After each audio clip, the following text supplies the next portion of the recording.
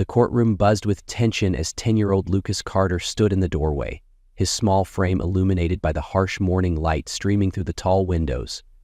In his trembling hands, he clutched an old, worn letter, a relic from his mother, who had passed away years ago. His heart raced as he gazed into the sea of unfamiliar faces, reporters scribbling furiously in their notepads, curious onlookers whispering in hushed tones, and the imposing figure of his father, John Carter. Seated at the defendant's table, the man Lucas had idolized his whole life now sat with his head bowed, his broad shoulders weighed down by an invisible burden. Lucas's world had shattered weeks ago when he stumbled upon a secret his father had kept hidden, a secret so devastating that it threatened to destroy not only their family but countless innocent lives. His father, a brilliant tech executive, stood accused of selling sensitive personal data from millions of unsuspecting customers to shadowy third parties. For Lucas, the man who had taught him right from wrong, who had been his hero, was suddenly a stranger cloaked in lies. The judge's gavel struck, echoing through the cavernous courtroom. "Lucas Carter, please approach the stand," came the steady voice of the judge. Lucas hesitated, his legs trembling under the weight of the moment. His gaze darted to his father, seeking reassurance. But John couldn't even meet his son's eyes, his face a portrait of shame and regret. The courtroom grew eerily silent as Lucas stepped forward, each step feeling heavier than the last. He took his place at the witness stand, the old letter clutched tightly in his fist. His mother's words echoed in his mind, words she had written before she died. "The truth is never easy, Lucas, but it is always right. Even if it hurts, it's the only path to true peace." "Do you know why you're here today, Lucas?" the judge asked, his tone gentle yet commanding. Lucas's throat tightened. The weight of the truth burned inside him, desperate to break free. He took a deep breath, his voice trembling but resolute. "Yes," he whispered, glancing back at his father one last time. "I know." The entire room leaned in, captivated by the boy's courage. What would he say? What truths would he reveal? And how could one child bear the responsibility of unraveling a web of deceit that could change everything? What would you do if you had to choose between protecting someone you love and standing up for what's right? If this story has gripped your heart already, hit that like button and let us know your thoughts in the comments. Don't forget to subscribe and turn on notifications to follow Lucas's incredible journey, a tale of truth, courage, and redemption. You won't want to miss what happens next. Lucas Carter wasn't your typical 10-year-old. He lived a modest life in the small town of Willow Creek, where the streets were lined with oak trees and the air was filled with the scent of freshly baked bread from the local bakery. His days were simple: school in the mornings, afternoons spent tinkering with his beloved toy robots, and evenings curled up in the worn armchair his mother used to sit in, reading books that took him to faraway worlds. Life had changed dramatically for Lucas after his mother passed away 2 years earlier. Her laughter no longer echoed in their home. Her warm hugs were now memories etched deeply in his heart, and her guiding words had been left behind in a series of letters she wrote before her death. Lucas treasured those letters, reading them whenever he felt lost or scared. They were his compass, his connection to the woman who had always been his guiding light. His father, John Carter, had always been a strong presence in Lucas's life, a man of intellect and ambition. As a tech executive for Prime Data Solutions, John was known for his sharp mind and business acumen. Lucas had always admired his father's ability to solve problems with ease and precision, often wondering if he'd grow up to be just like him. But since the loss of his wife, John had become a shadow of himself. The once lively man who used to build robots with Lucas in their garage now spent long hours locked in his office, buried in work.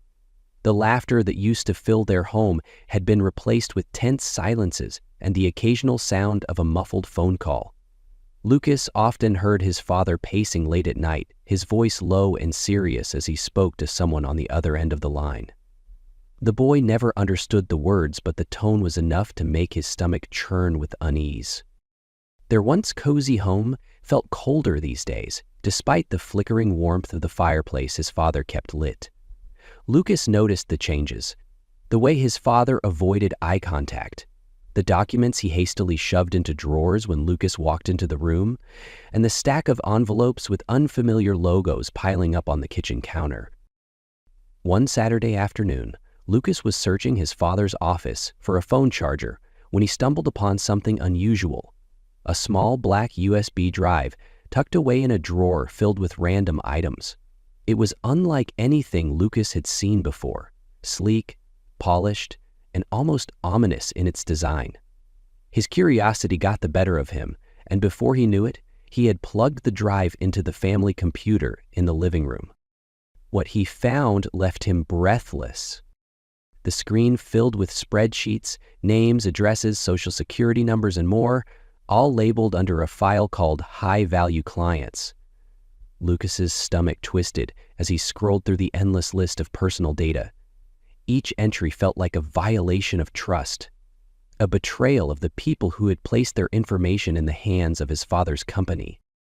He didn't understand everything, but he knew enough to realize this was wrong, very wrong. From that moment on, Lucas became hyper-aware of his father's behavior. The late-night calls became more frequent, and Lucas began eavesdropping from his bedroom. Phrases like the data shipment and offshore accounts floated through the walls, each one chilling Lucas to the bone. One evening, Lucas overheard his father say, "They'll never trace it back to us. As long as the payments keep coming, we'll stay ahead." Lucas's heart sank. Was his father in trouble? Or worse, was he the cause of the trouble? Despite his growing suspicion, Lucas couldn't reconcile the man he was hearing on those calls with the father he knew, the man who still kissed him on the forehead before bed, who packed his lunch for school every morning, and who had once promised him that Carter men always do the right thing. But those tender moments were becoming rare, overshadowed by the growing distance between them. Lucas began to feel like a stranger in his own home, caught between his love for his father and the gnawing guilt of keeping his suspicions to himself. It was on one particularly restless night that Lucas turned to his mother's letters for guidance. He pulled out the worn envelope from under his pillow, the edges frayed from countless readings. "Dear Lucas," the letter began, her familiar handwriting soft and comforting. "Life will often put you in difficult situations where the right choice feels like the hardest one. But remember this: doing what's right isn't about ease or comfort. It's about integrity. Be brave, my sweet boy, and always let your heart guide you toward the truth." Her words lingered in his mind, intertwining with the image of the spreadsheets and the phone calls. Lucas felt a weight settle on his chest, the realization dawning that he might have to make a choice soon, a choice that could change everything. The final push came when Lucas found a sealed envelope on his father's desk. The faint scent of cologne clung to it, and the words "confidential, transfer agreement" were printed on the front. The envelope contained a contract detailing the sale of the data Lucas had seen on the USB drive, along with a staggering figure written at the bottom: $3.2 million. His hands trembled as he pieced it all together. His father had sold the data, betrayed the trust of countless people, and for what? Money? Power? Lucas couldn't believe it, but the evidence was undeniable. That night, Lucas stared at the letter from his mother one last time before tucking it back under his pillow. He knew what he had to do, but the thought of standing against his father made his stomach churn. Could he betray the man who had raised him, even if it was for the greater good? The answer was clear. He had to do the right thing, no matter the cost. The days following Lucas's discovery were anything but normal.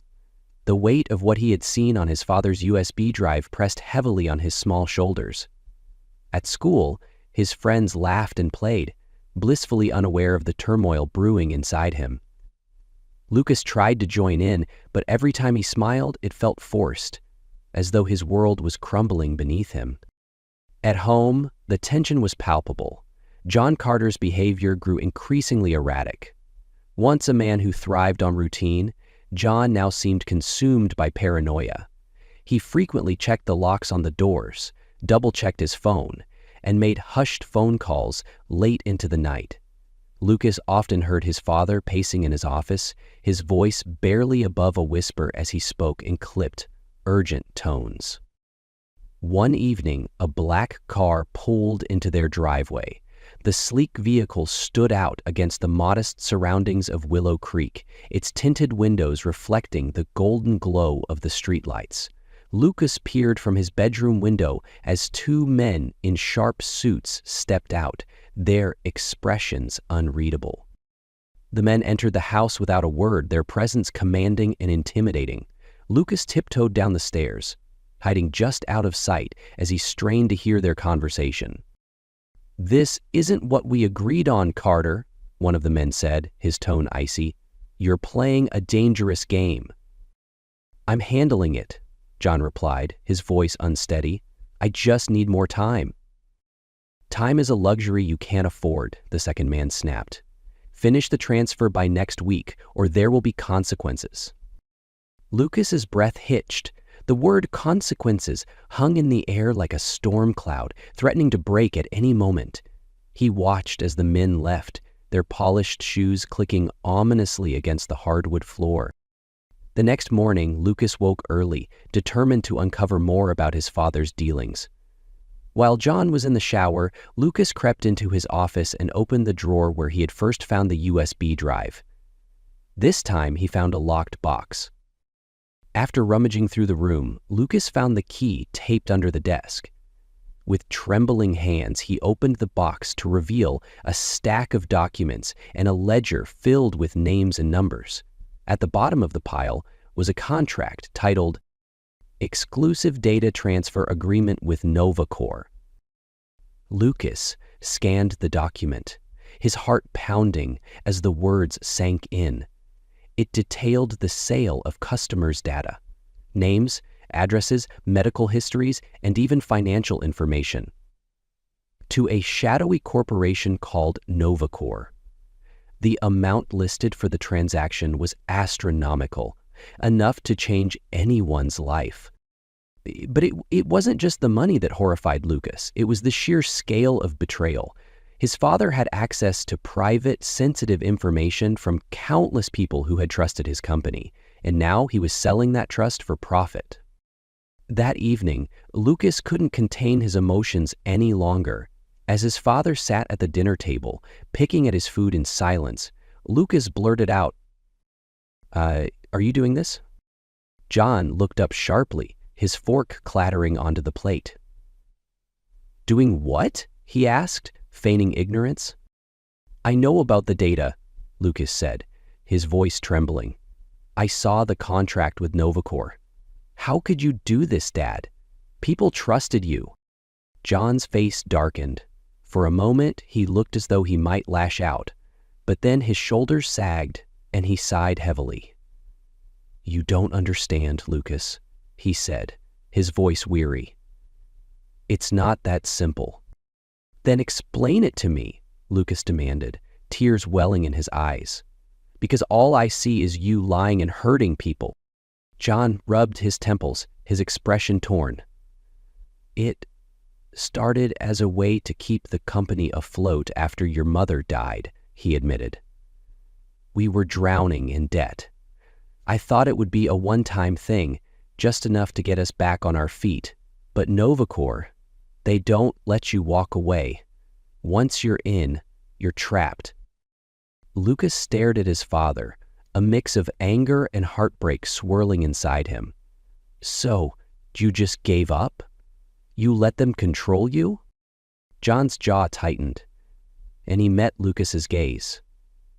I did what I had to do to protect us. To protect you. Later that night, Lucas sat in his room, the weight of his father's words pressing down on him. He reached for his mother's letter, the edges soft from being unfolded and refolded so many times. Her voice echoed in his mind as he read the familiar lines. Lucas, there will be times in your life when doing the right thing feels impossible, but that's when it matters most. You are stronger than you know, my brave boy. Tears blurred his vision as he clutched the letter to his chest. His mother had always been the moral compass of their family, the one who believed in integrity above all else. Lucas knew that if she were here, she would never let his father's actions slide, no matter the excuses. The next day, Lucas began gathering evidence. He took photos of the documents in his father's office and backed up the data from the USB drive. He didn't know exactly what he would do with it yet, but he knew he needed to be prepared. At school, he couldn't focus. His teacher noticed his distracted state and asked if everything was okay. Lucas forced a smile and nodded, but inside he felt like a volcano ready to erupt. That evening, he overheard another phone call. His father's voice was low and urgent. The boy doesn't know anything. I've kept everything hidden. Just give me a little more time. Lucas's hands clenched into fists. His father was lying to everyone, his partners, his clients, and even him. And now, it was up to Lucas to decide what to do next.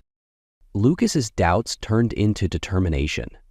He loved his father, but he couldn't ignore what was happening. The people whose data had been sold deserved justice, and his mother's words rang louder in his ears with each passing day.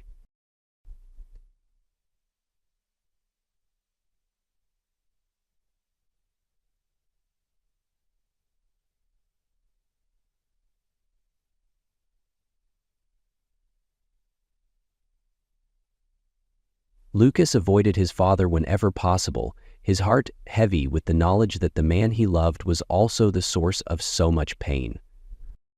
The courtroom loomed in Lucas's mind, a place where truths would be revealed and lives would be forever changed. He wasn't ready for what lay ahead, but he knew he had no choice. The air in the Carter household had grown heavy with tension, like the calm before a storm. Lucas felt like an outsider in his own home, carrying a secret too large for his small frame. His heart ached for the father he once admired, but each passing day made it harder to reconcile the man he loved with the actions he had uncovered. Lucas spent hours lying awake at night, staring at the ceiling as his mind replayed everything he had discovered. The USB drive, the contracts, the phone calls.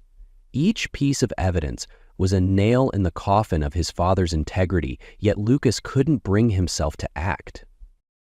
One night, Lucas found himself back in his mother's old armchair, clutching her letter. The words were familiar, like an old friend, but tonight they felt heavier. Doing what's right isn't about choosing the easy path. It's about choosing the path that lets you sleep at night. You may not always understand why, but the truth will guide you if you let it. Lucas closed his eyes, tears slipping down his cheeks.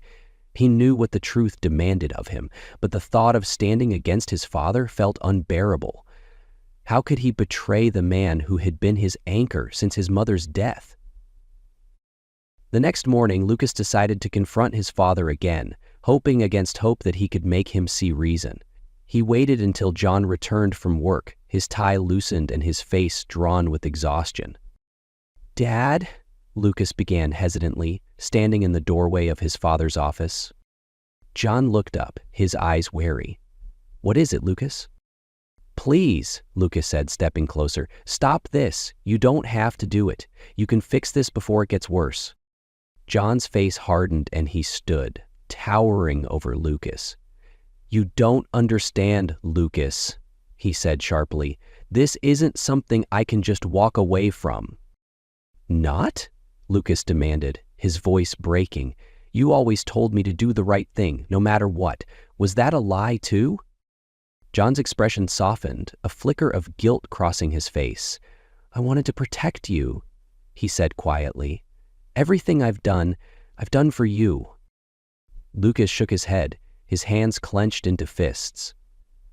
This isn't protecting me, it's destroying everything Mom believed in. She wouldn't want this, and you know it. John turned away, his shoulders slumping under the weight of his son's words. It's not that simple, he murmured, almost to himself. Later that week, Lucas found himself sitting on the steps outside his house, lost in thought. The crisp autumn air carried the scent of fallen leaves, but Lucas barely noticed. His mind was racing, searching for a way out of the nightmare his family had become. "Lucas," a familiar voice called. He looked up to see Mrs. Harper, their elderly neighbor and a close friend of his late mother. She was carrying a basket of freshly baked cookies, her kind eyes full of concern.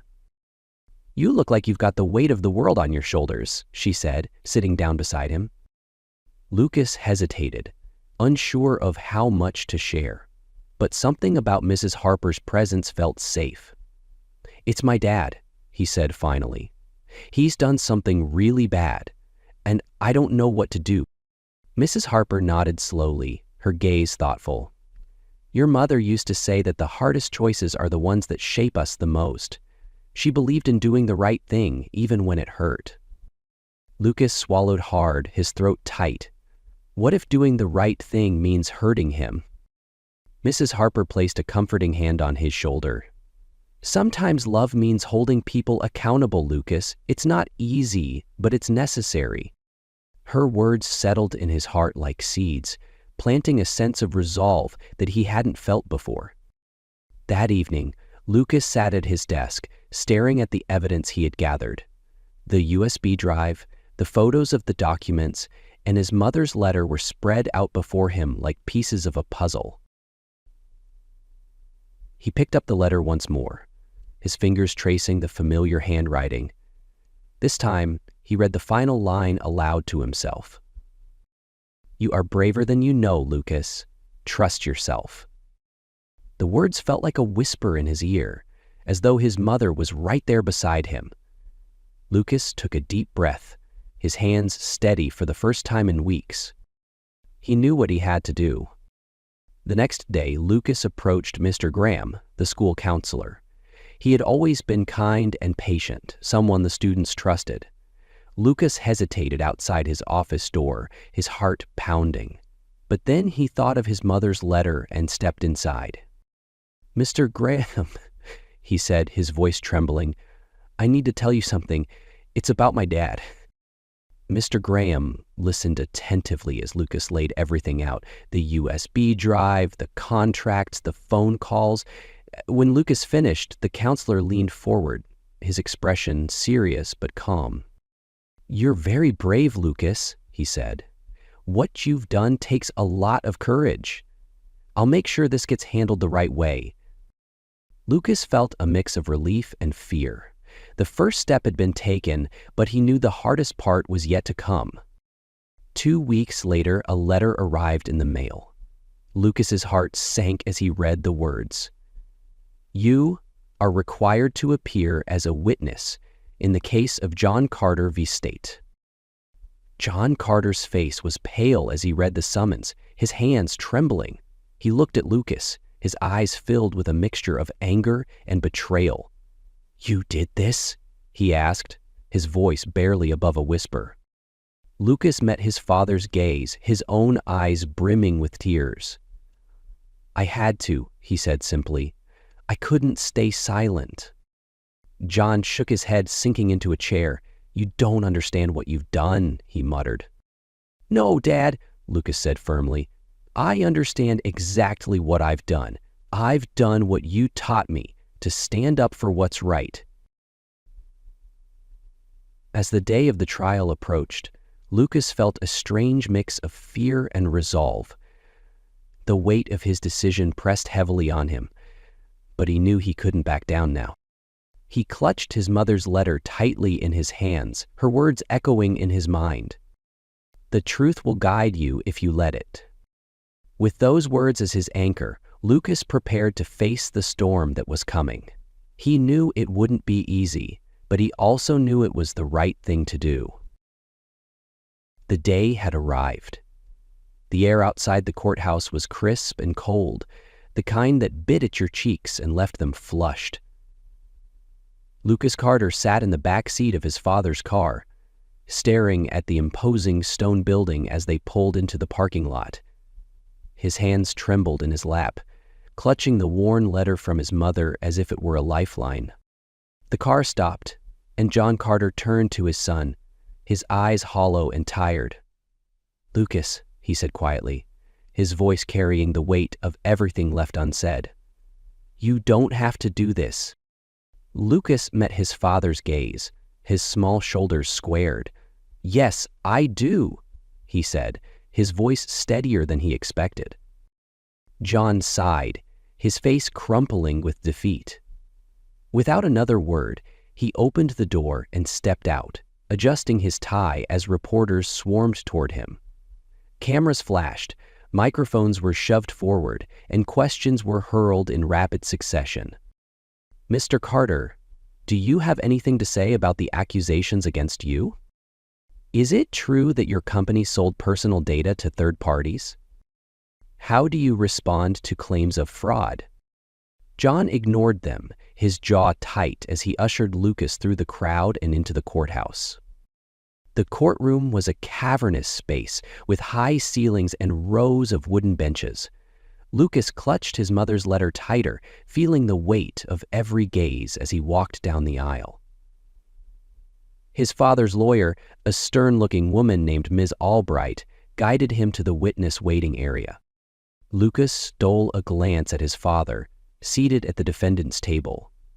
John looked smaller than Lucas had ever seen him, his broad shoulders slumped and his confident demeanor replaced by something fragile.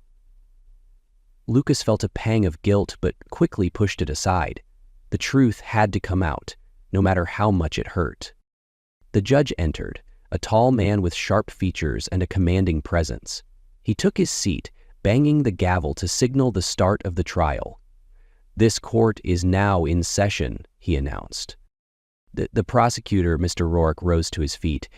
He was a tall man with a commanding presence, his tone sharp and calculated. "Your Honor," he began, "we will demonstrate today that the defendant, John Carter, knowingly and deliberately sold sensitive personal data belonging to millions of individuals to third-party entities without their consent." John's lawyer, Ms. Albright, immediately objected. "The defense maintains that Mr. Carter was coerced into these actions under duress," she argued, her voice firm. The judge nodded. "Noted. Proceed." "Lucas Carter, please approach the stand," the judge called. Lucas's heart pounded as he rose from his seat. The room seemed to stretch endlessly as he walked to the witness stand, every step feeling heavier than the last. He climbed onto the chair, his legs dangling off the edge, and faced the judge. "State your name for the record," the judge instructed. "Lucas Carter," he replied, his voice barely above a whisper. "Speak clearly, young man," the judge said kindly. "You're doing fine." Lucas took a deep breath and repeated his name, louder this time. The prosecutor approached, his tone softening slightly. "Lucas, can you tell us why you're here today?" Lucas glanced at his father, whose face was unreadable. "I'm here to tell the truth," he said, his voice trembling but resolute. "And what truth is that?" Mr. Rourke prompted. Lucas hesitated, his fingers gripping the edge of the stand. "I found a USB drive in my dad's office," he began. "It had files on it, spreadsheets with people's names, addresses, and other personal information. Later, I found contracts and emails that showed he sold that data to a company called Novacor." A murmur rippled through the courtroom, the weight of Lucas's words settling heavily in the air. Mrs. Albright stood, her expression calm but intense. "Lucas," she began, "you're a bright young man, but you're also just a child. Are you sure you understood what you saw? Could it have been something else?" Lucas looked her in the eye, his small hands trembling. "I know what I saw," he said firmly. She pressed further.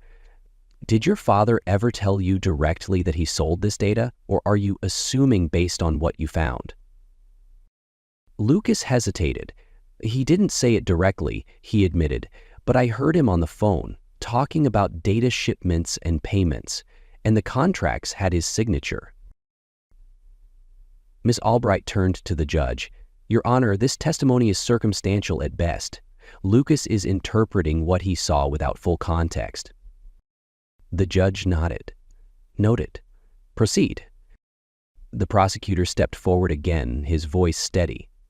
"Lucas, I understand this is hard for you, but I want to ask you one final question.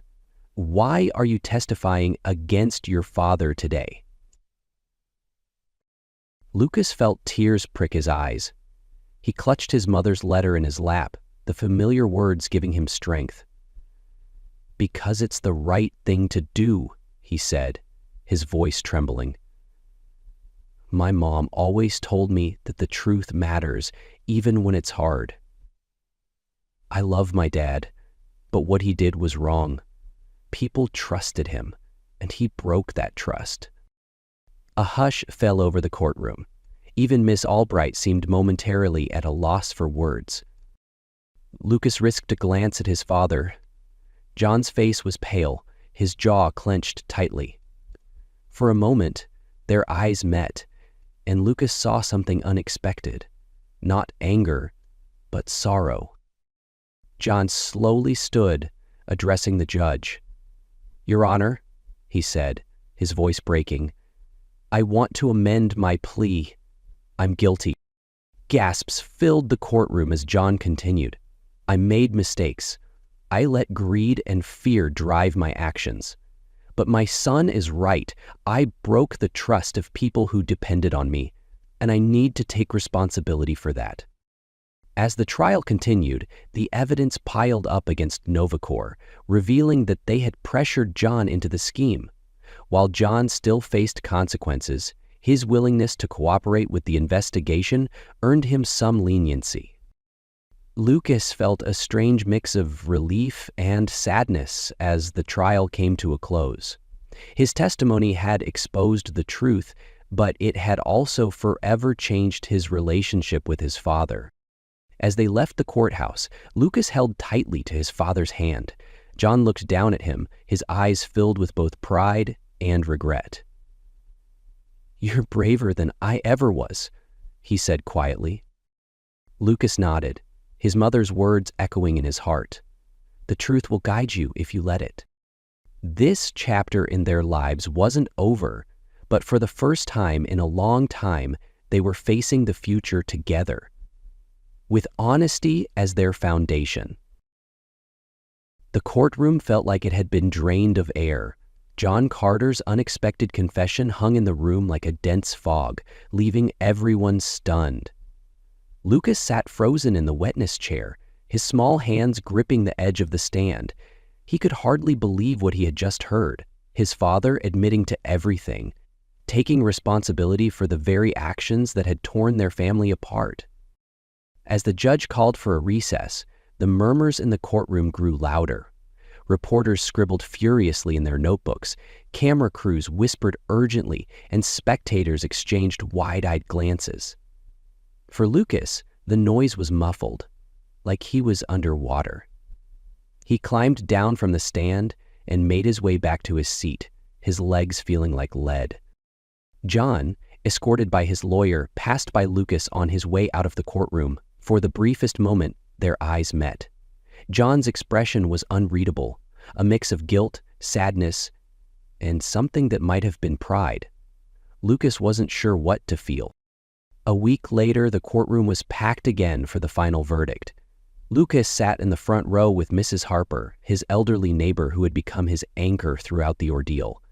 His father sat at the defendant's table, his once pristine suit now slightly wrinkled, his posture less rigid. The judge's gavel struck, silencing the room. After reviewing the evidence, and the testimony provided, the judge began, his tone firm but measured.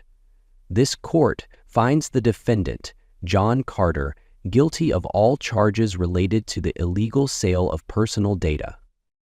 A collective gasp rippled through the audience. Lucas felt a lump rise in his throat. However, the judge continued, the court also recognizes that Mr. Carter has cooperated fully with authorities and provided crucial information that has led to an ongoing investigation into Novacor, the primary orchestrator of these crimes.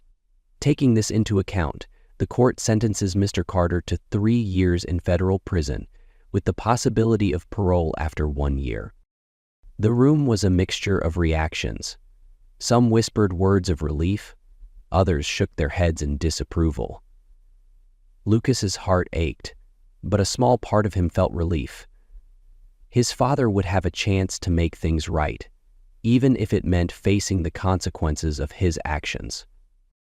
Outside the courthouse, the media frenzy was in full swing.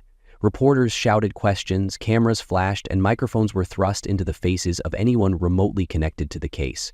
Lucas stayed close to Mrs. Harper, her steady hand on his shoulder providing a small measure of comfort. The reactions from the community were mixed. Some praised Lucas for his courage, calling him a hero for standing up for what was right. Others weren't so kind, labeling John a criminal and accusing Lucas of betraying his own family. At school, Lucas faced a similar divide. Some classmates avoided him, whispering behind his back, while others approached him with admiration. One girl, Sarah, handed him a note during lunch that read, "You're really brave. My mom says you probably saved a lot of people." Lucas smiled faintly as he read it, but the weight of everything he had gone through made it hard to feel like a hero. The days that followed were quiet at home. John spent his remaining time before his sentence preparing for his departure. He met with lawyers, made financial arrangements, and even spent hours on the phone with government investigators, providing information about Novacor's operations. One evening, Lucas found his father sitting at the dining table staring at a stack of papers. His tie was loosened, and his hair was slightly disheveled.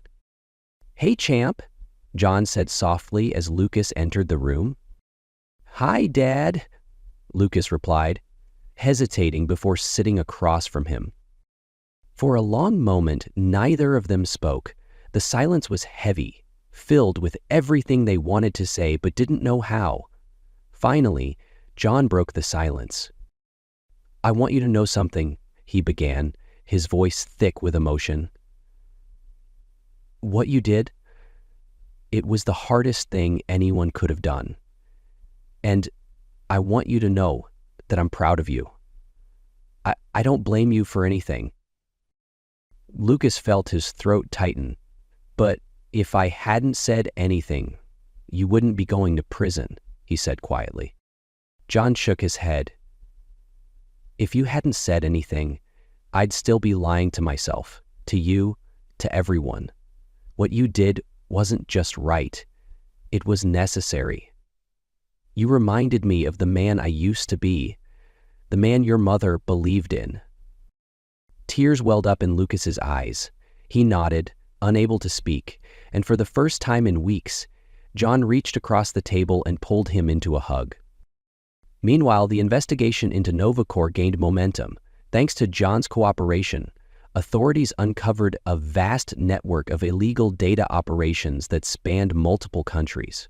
Executives at the company were arrested, and new laws were proposed to strengthen data privacy protections. The case became a national headline, with Lucas's testimony highlighted as a turning point. People began to see the story not just as a scandal, but as a cautionary tale about the importance of ethics in the digital age. One afternoon, Lucas walked next door to visit Mrs. Harper. She greeted him with a warm smile and a plate of cookies, just like she always did. "How are you holding up, Lucas?" she asked, handing him a glass of milk. "I don't know," Lucas admitted.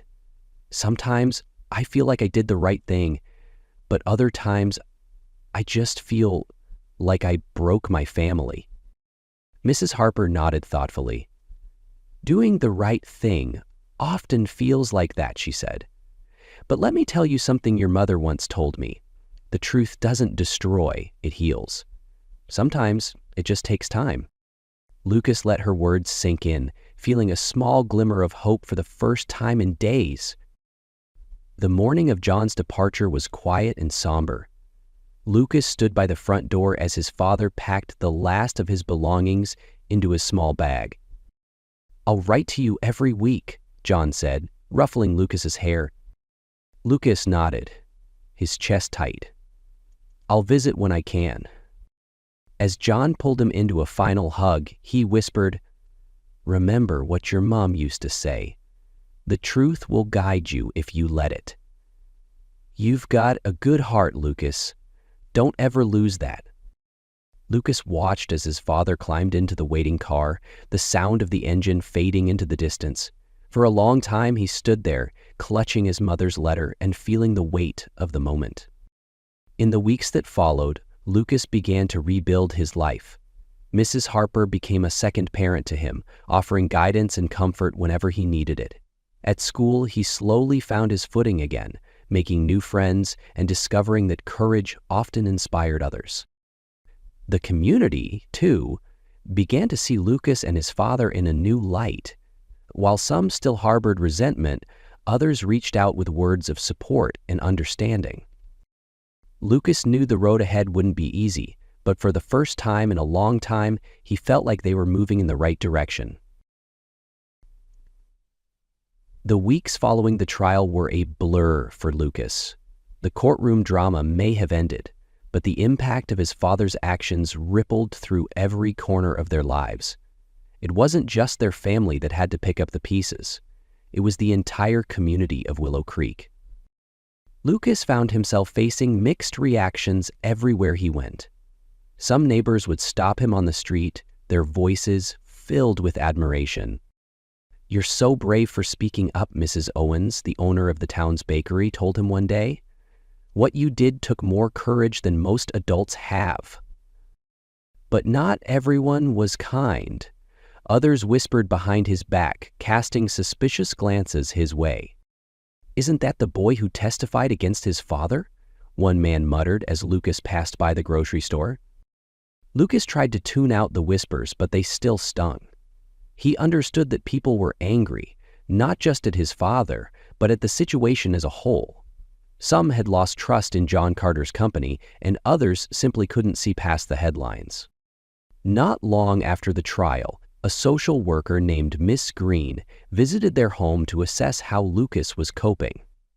She was kind and patient, asking Lucas questions about school, his friends, and his thoughts on everything that had happened.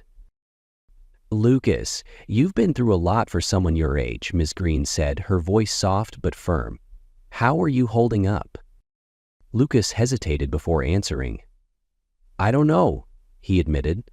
"Sometimes I feel like I did the right thing, but other times, I feel like I hurt my dad." Miss Green nodded thoughtfully. "It's okay to feel that way," she said.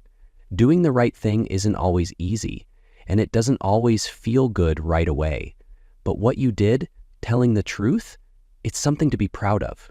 It shows strength and integrity." Lucas looked down at his hands, the weight of her words settling in. "I just want things to go back to normal," he said quietly. "They might never go back to how they were before," Ms. Green said gently, "but that doesn't mean they can't get better. You and your dad have a chance to rebuild, and that's something not everyone gets." John Carter's decision to cooperate with authorities had far-reaching effects. His testimony helped dismantle Novacor's operations, exposing a web of illegal data sales and corruption that spanned multiple states. As more details emerged, the community began to see John's role in a different light. While many still held him accountable for his actions, some began to acknowledge the good he was trying to do by coming clean. A group of local business owners even reached out to Lucas, offering to mentor him in his robotics club, a gesture of support that meant more to him than they realized. Slowly, the whispers and glances began to fade, replaced by nods of respect and words of encouragement. For Lucas and his father, rebuilding their relationship was a slow and fragile process.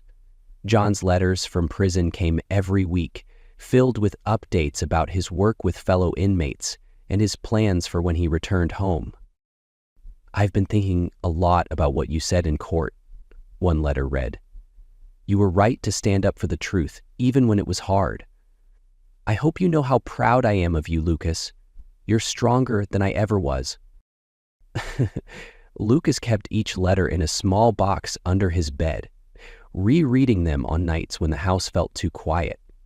They reminded him that even though his father wasn't physically there, their bond was still intact, slowly healing with each passing day.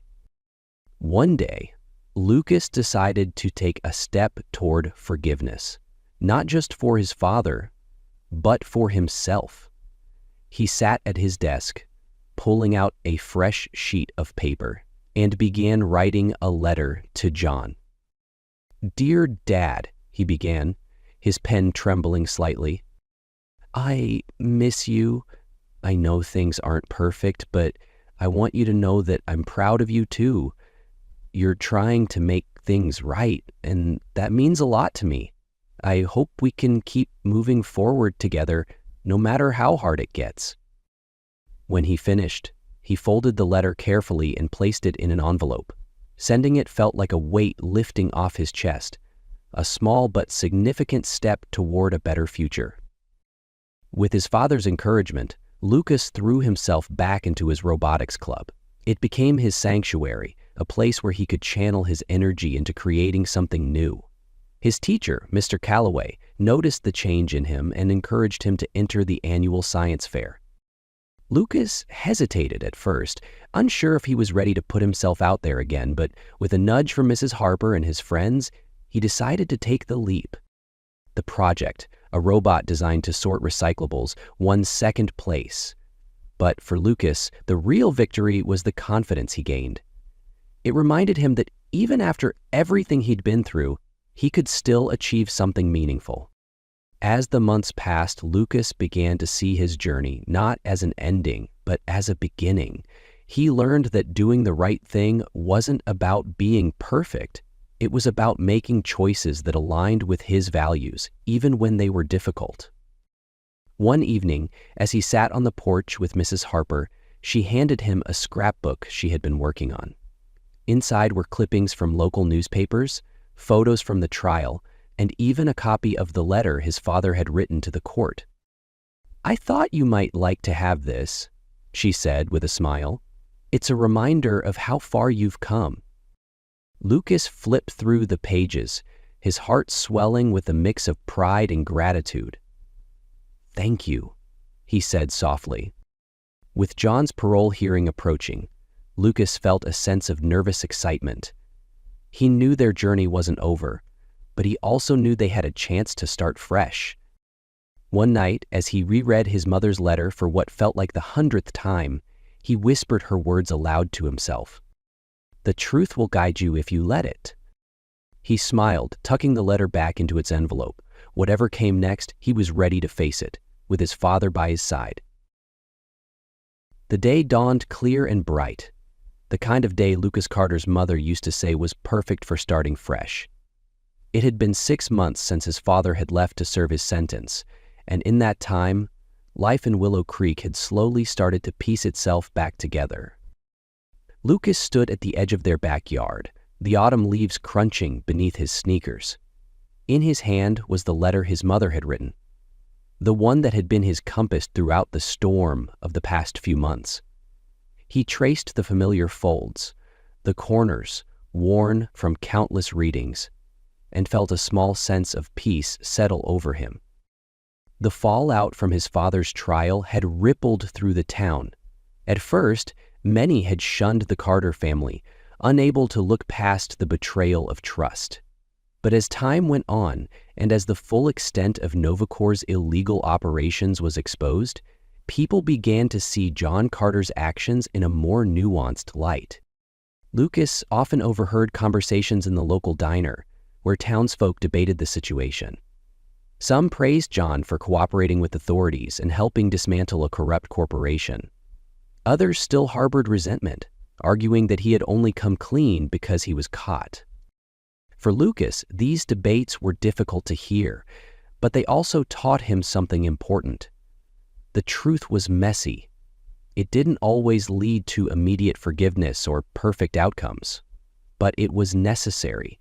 It was the foundation for rebuilding trust, even if it took time. One weekend, Lucas visited his father at the correctional facility.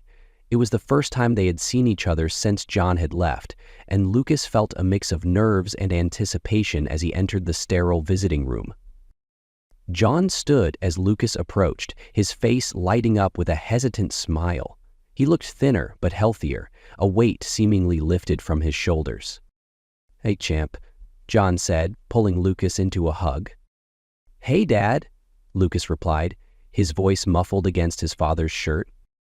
They sat down at a small table, the conversation initially stilted, but gradually warming as they talked about school, Lucas's robotics club, and the neighbors back home. "I've been thinking a lot about everything," John said, after a while, his tone serious. "And I want you to know that I don't just want to fix what I did. I want to be better. For you. For us. I can't undo the past, but I can make sure I don't repeat it." Lucas nodded, his chest tightening. "I believe you, Dad," he said simply. As Lucas left the facility that day, he felt lighter than he had in months. His father's words, combined with his own efforts to rebuild his life, had given him hope.